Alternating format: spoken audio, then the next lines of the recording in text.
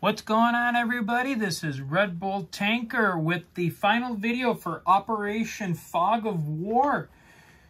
It is the end of turn 18, and the Game Master decided to award the victory to the Allies. It did not go to a vote, but I figured I would, give you one last final overview. First, I'll kind of go off real quick for the final moves. So Italy took their 4 remaining aircraft on a suicide charge against the Allied fleet in 112, where they damaged the USS Midway and the HMS Queen Victoria.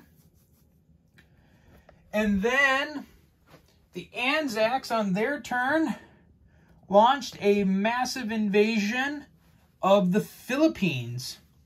And so coming down here real quick. So during the Philippines battle, Japan lost 6 infantry, a tank, and 3 strategic bombers, one of them having the Japanese commander on it. Italy lost all 4 of their planes in their attack against the Allied fleet. And the Anzacs lost 6 infantry in their attack on the Philippines. So, I'll kind of give you a final look at the board.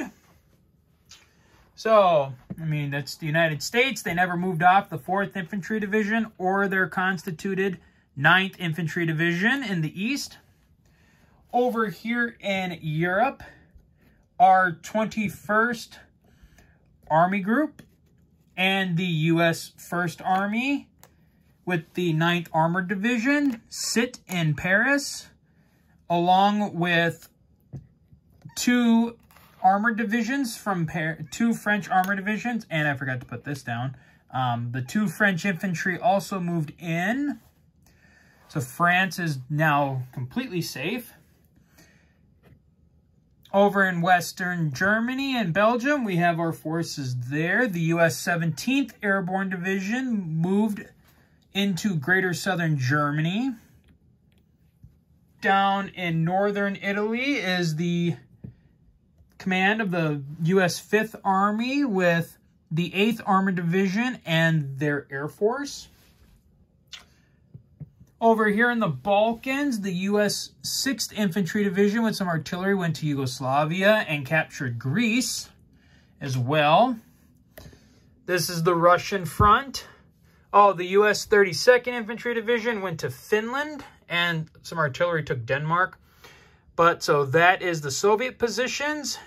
Here's our positions in the Middle East. Heading in towards India. And then coming over to Africa in of itself. All of that. And like I said, we got lucky with our taking of South Africa. Japan had some pretty... Japan conquered... the entire ground portion of the Asian side of the board. Oh, there's a Japanese marker missing from the shots. Oh, there it is. Sorry.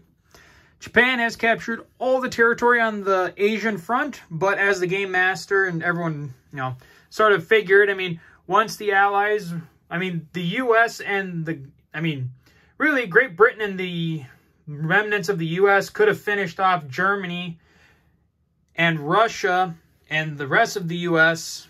economy could have turned and began battling Japan out here in the Pacific.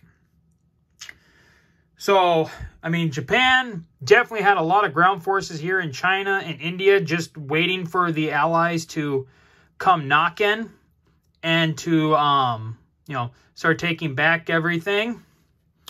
There is that beautiful Anzac landing on the Philippines. Japan having some forces out in the Pacific. Can't believe this. I think this guy on the Palau Islands has been there since the beginning of the game. I honestly can't even remember now if anyone ever took it or attacked it or anything like that. So this guy might have been like the one remaining lone survivor this entire game. Up here, Japan heavily beefed up the defenses of the home islands. They have 19 infantry on the home islands, protected by 4 AAA guns as well.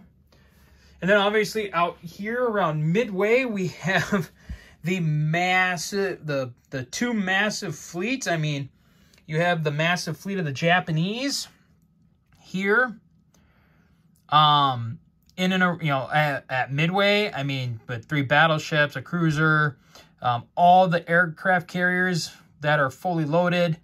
And then here in Hawaii, I mean, you have a bunch of U.S. carriers, 3 battleships, a crap ton of destroyers, and a bunch of aircraft, not to mention aircraft in Hawaii themselves, and all of these infantry and all these ground units defending Hawaii. So there was really no chance that Japan was really going to be able to muster up the force to really take Hawaii. And so, I mean, and that's pretty much the board. I mean, then the U.S. was prepared to send over the 38th Infantry Division, the 31st Infantry Division, the 38th Infantry Division, the 31st Infantry Division, and artillery to the Pacific Theater. I mean, and then the lone 41st Infantry Division sat up here in Alaska the entire game and held down the Alaskan front against the Japanese. So good on them. They're another quote-unquote lone survivor of the game, I would say. So that is it for Operation Fog of War, guys. Like I said, it was an Allied victory. Oh, and also here, there was, you know, looking here too at the Anzacs. That was another reason why we were ruled the victors. Also, is just that Japan also just was not going to be able to take Anzac either, because they built up a massive army as well to not only be able to still defend their territory, but again also to launch a major attack against the Japanese as well. But again, so that is it for Operation Fog of War. It was quite the game, and I mean, it went for, let's see, we started at the beginning of January, and it is now the beginning of April, so we went 4 months of this game, and it was a hell of a ride, guys. It was fun. I can't wait to play again. But so in other news, I am announcing that we are doing another 1951 game. This game is going to be vastly different from the other ones. It is going to use the Global 1940 board. So that way we're having some people through Facebook who were playing this game are playing with us.